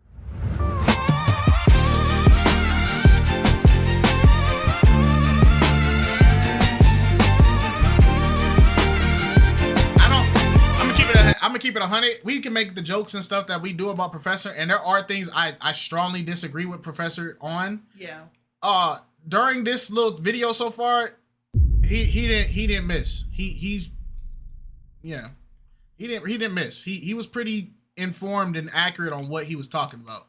Yeah. Like even from the biblical standpoint, he didn't take the word out of context. He didn't use the word the wrong way. Yeah. He was 100% correct, and it's just interesting to me how even when he's pulling out statistics that actually we should all as black men be also memorizing when we're dealing with black women, because we need to understand that black women, when they go through these pregnancies, the system abuses our black women in their pregnancies. It's horrible. We as black men need to know this. So when we're sending our black women to these hospitals to have our babies, we need to know all the information on what is the proper procedures, what is the way to protect it. Because a lot of our black women do die in childbirth, and it's not because they didn't go to the right hospital or have the right information, or they were living unhealthy. No, a lot of these hospitals be taking these women out. And black men, we need to understand that, because there's hospitals that believe, because black women have bigger, stronger muscles and stronger skeletal structure, they don't need the painkillers and medicine that other women need. They say these things. So it's like we need to pay attention to that. So I don't understand why he got negative feedback. Yeah, for wanting to be an advocate for women, black women in that space. Yeah, I think it's super important, especially like I said, if you're dating black women, you should want to advocate. Just like if you're dating a black man, you should want to advocate for them to make sure that they're safe. Anybody for that matter, it doesn't matter who you're dating, you should want to advocate for them in the right spaces, because God forbid Kite and I have children and he's not in a position to advocate for me when I'm not in a position to advocate for myself in the hospital. Now we both down bad. No, stop spreading that. Sperm viability goes down after age 40. Men have a biological clock too. It's a risk for y'all too. Yes. But it's like if we take 190-year-old men and we take 190-year-old women and we put the 90-year-old women with active young men, and we put the 90-year-old men with active young women, and then we have them all try to produce kids. The 90-year-old men are going to produce more results, even with the risk. They're going to produce more children. Yeah. And that's just how the biology of it works. The risk is in the seed, not in the men. But it's not because men need a specific example. You got to remember how men, like, historically were created. Like, that was our whole job. But I get what you're saying. It is a risk, though. That's why we said I don't recommend a 90-year-old be trying to have kids at all. But yeah.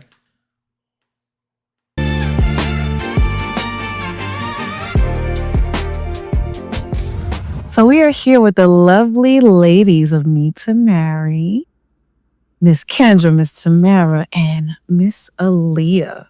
So you guys went on a group outing to Top Shelf Candle.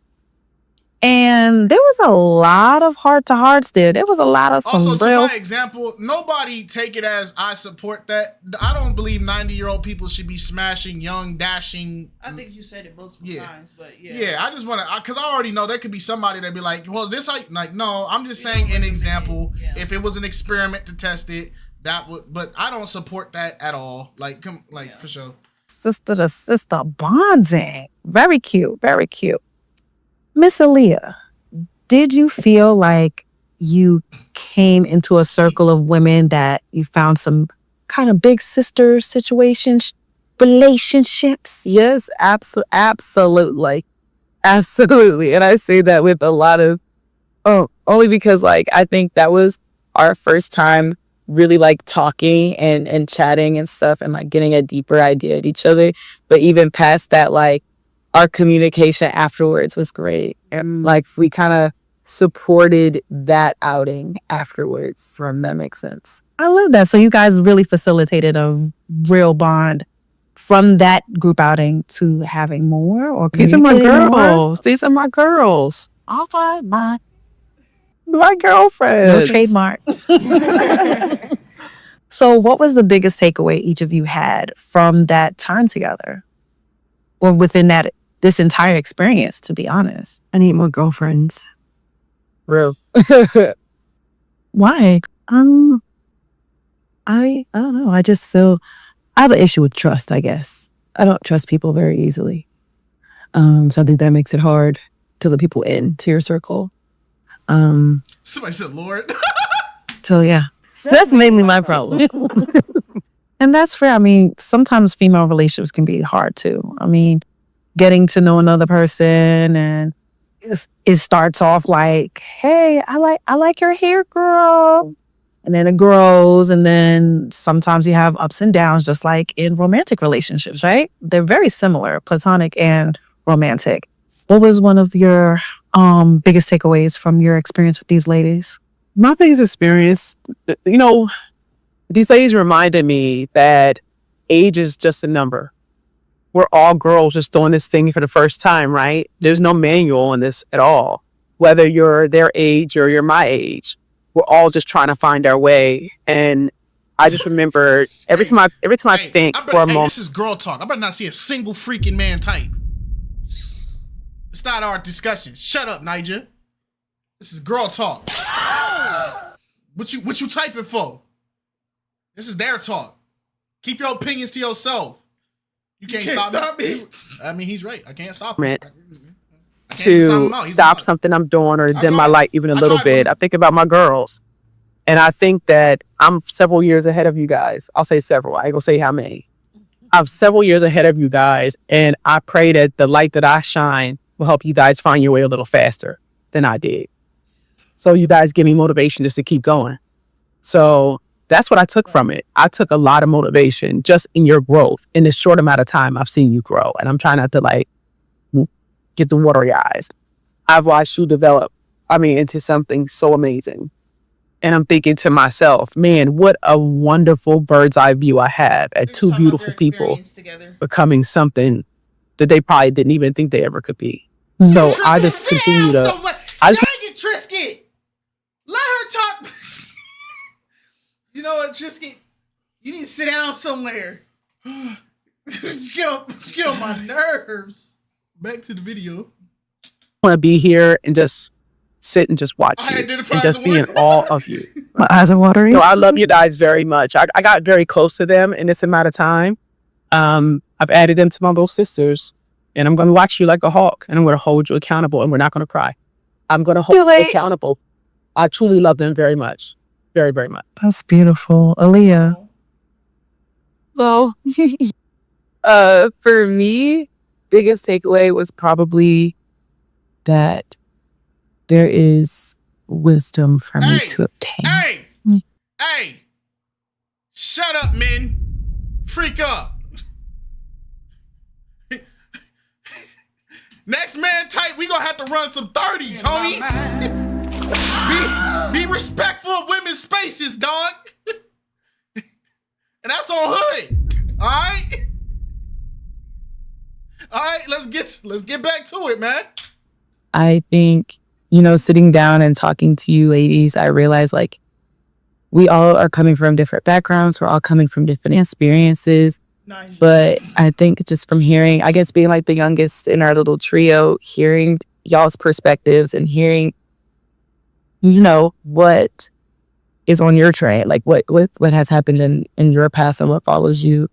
And then you guys being so gracious to like guide me in a lot of ways, especially like in my new relationship. Sorry. I definitely feel like I can lean on you guys. Oh no, I was waiting for you to commentate. Y'all don't want to hear what I have to say about this because realistically,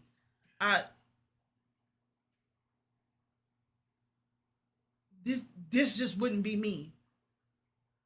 Oh. I think okay. When she said there's wisdom to obtain, yes, to some extent. I think it's very beneficial if you're going to have friends. It's very beneficial for you to make sure that you have friends that are willing to not only hold you accountable, but hold themselves accountable. It's also very important to have friends when they give you advice or when they give you scenarios that they've gone through.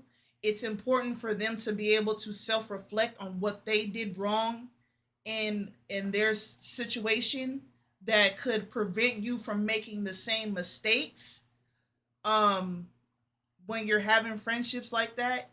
And because Aaliyah, age is her, by her saying that age is just a number, not her but the other woman, age does matter in this setting because you get to an age where you know better. You know better and you are supposed to do better. But because Aaliyah is the youngest of the bunch, I would just say you could listen, you could take in what they're saying, you can absorb it, but think before you act on it. You should have a level of discernment when you're operating amongst friends, amongst strangers, amongst family members, because there are certain things that will show up in their character. It'll certain things that will show up in their talking points that will start to ring a bell in your ear, and now you'll understand why they're in the scenarios that they're in, and so on and so forth. And a lot of times, through experience myself, it's easy to be around a group of people that you like being around, and it's also easy to pick up their bad habits and then negate the fact that the habits that you have now developed are bad and it's actually affecting you, but you're constantly ignoring them because you're around these people that you enjoy so much. You keep giving it a pass and another pass and another pass. And then y'all all look around in a circle and y'all like, dang, well, we all got the same problems. I don't know, maybe because we just leapfrogged up to everybody's problems onto each other. I feel like that goes with any space, not just space with women, but space with men too. 100%. There's a lot of times that's a universal life lesson. Yeah, there's a lot of times where we get in these spaces of like-minded people, or because we're women or because we're men. That's why I don't agree with the girls sentiment. I don't agree with the sisterhood sentiment. I don't agree with I got ovaries, you got ovaries, we the same. We're not. Because you still gotta hope. We still have to hold each other accountable in a lot of these scenarios in life, and a lot of people don't like to be held accountable. So you just gotta be careful that you make sure you in a group that they're actually willing to hold themselves accountable. That's all I got to say on it. That's why I'm just like, it sounds good. I'm glad that they were able to bond off of this. I'm glad that they were able to learn off of each other and stuff like that. But while you're learning the good parts, still pay attention and put a pin into the things that are kind of coming up that can be controversial. But from that instance, it was just like there's a lot for me to learn as an individual, as a woman, even outside of a relationship. Like, yes, in a relationship, there's room for me to grow, but these ladies showed me that there's so much more to me that I can lost some ass. That's beautiful. So you guys all embarked on this journey together and you made some connections and some that didn't necessarily go past this experience. How do you feel at this point what you want in a relationship and how you can show up in that relationship? Pay attention. You know, I'll say for me, I came into this with an expectation of greatness. I didn't know what the greatness was going to be, right? But I left here with a different kind of respect for myself, that I stood up for myself in a way that years ago, the younger me. What I say? What I just say?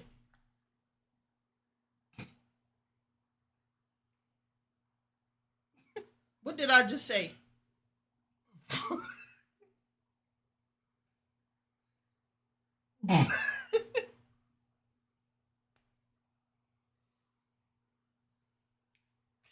I'm not finna say nothing. I'm not finna say nothing.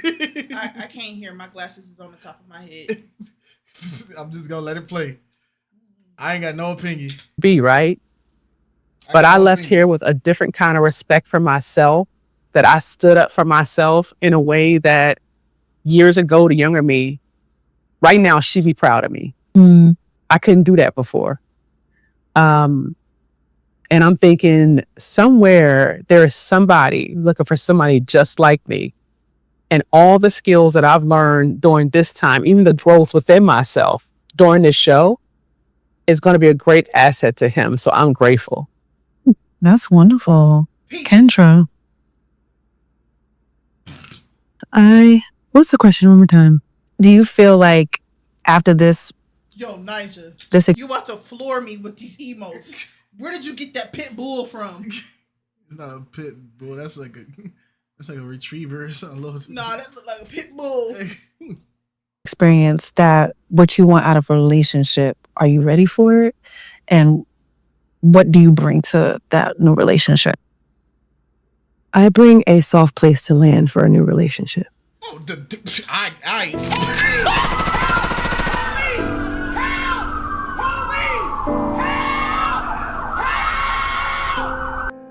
Yo.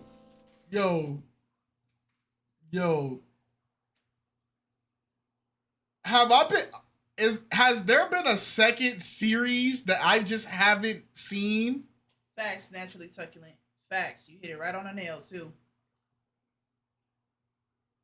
Facts. Is there gonna be any accountability for like how the women interacted with the guys in any part of this at all?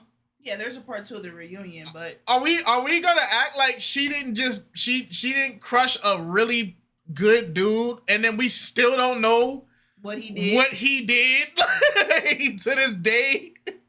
Even to the point where GMT even came in our chat was like, yeah, we tried to ask, he ain't did nothing. It's like With this experience, I have learned what I'm not going to accept. I've learned what I will accept. I have learned that you don't have to give grace to everybody just because you want to give grace. Are we listening to what they're really saying, what they got through this experience? Is this anything different than what they would experience with them not being on the show? Nope. And it took for the show for you to like, are we really like? Thank you, Muscleless. Yes. I was about to say, watch their eyes. I won't. What, man? Boy. Just for the sake of your religion, like you don't have to.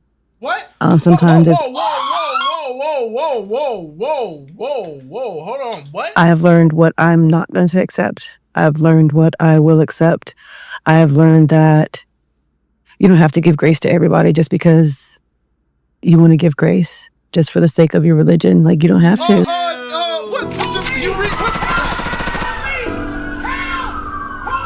should be giving grace because God gives us grace that we are not entitled to. That's why we give grace. We are not entitled to grace. And God gives it to us every single time.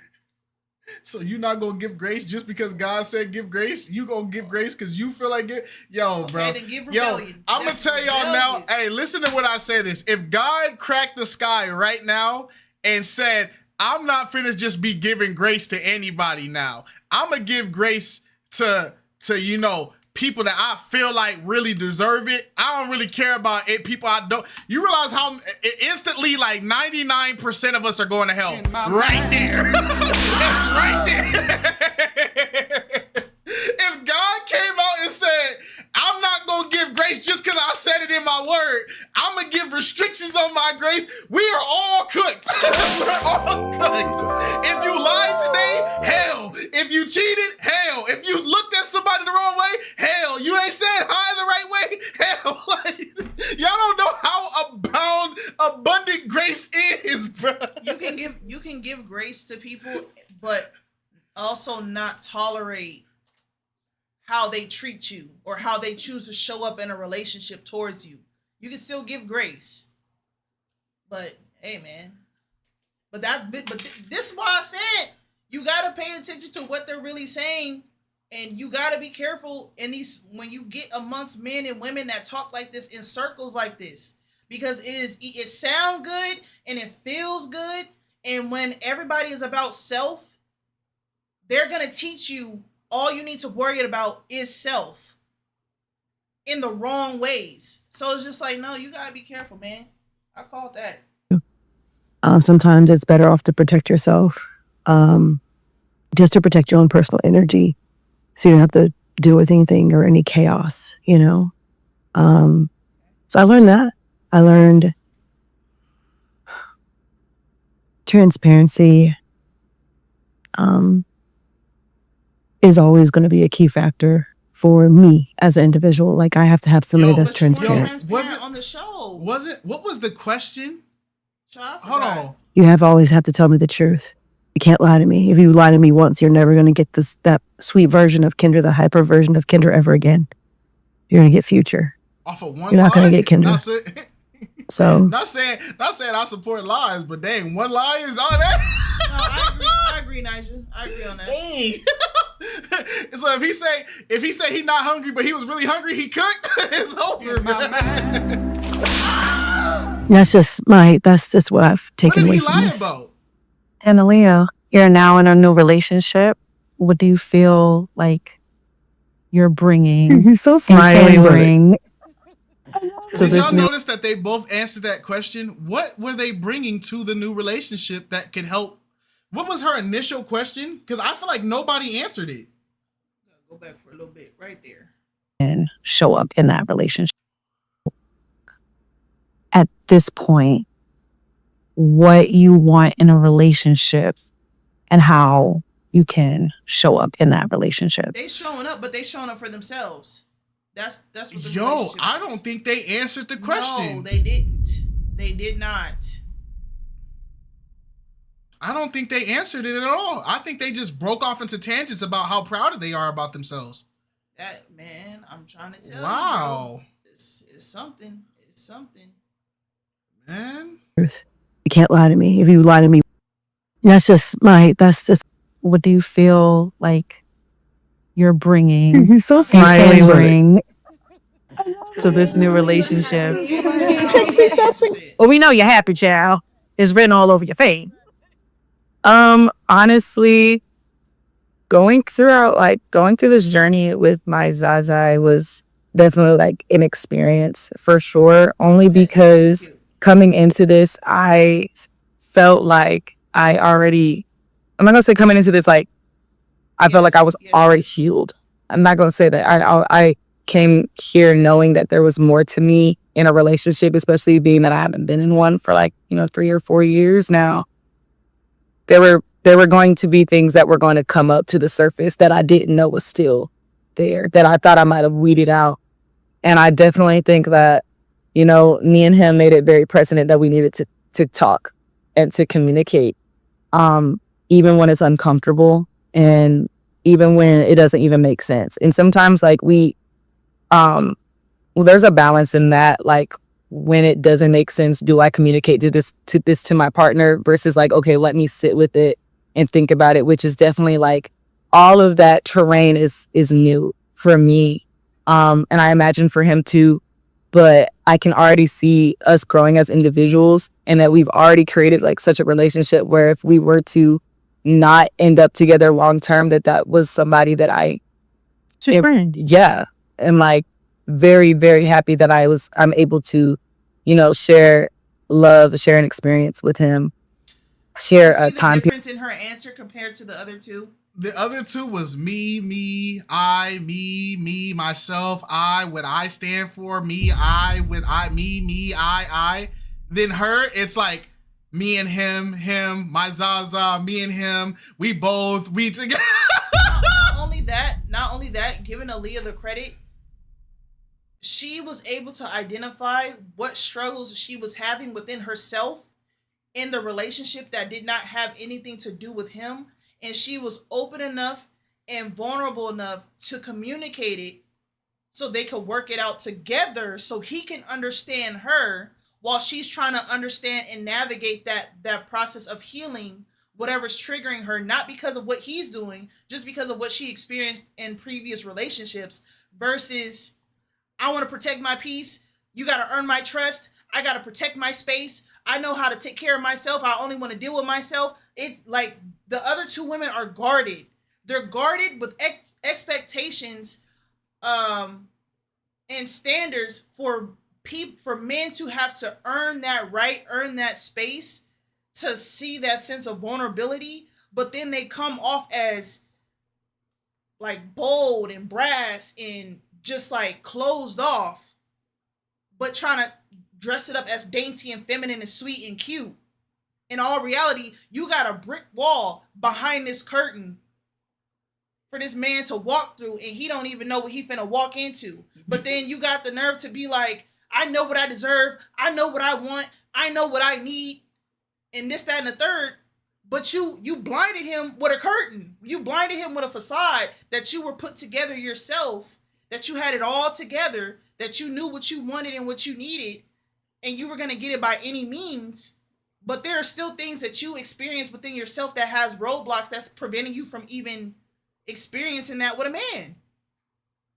And it's the I, me mentality.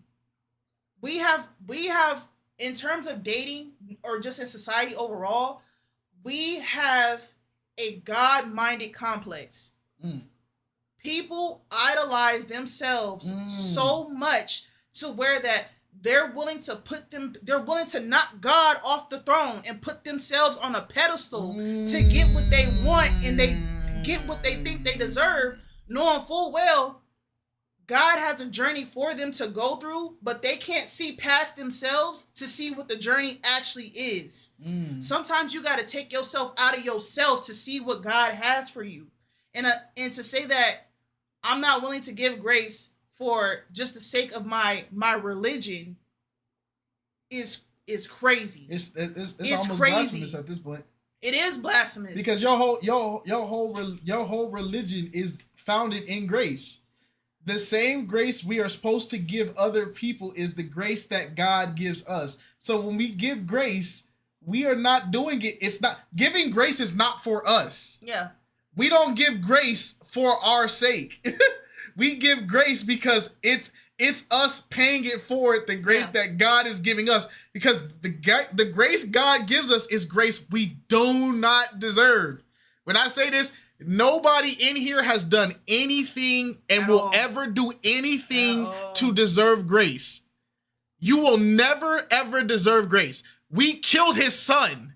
Yeah. If anything, the fact that he allowed humanity to kill his son and he's still trying to save us is a prime example. We don't deserve anything. So to sit here and be like, I'm not finna give grace just because my religion say this is blasphemy. That's blasphemy. And what upsets me too is that even though hold on, let's end this segment. Okay, go ahead. Yeah, because this video about to be 3 hours long, bro. Hear it with him.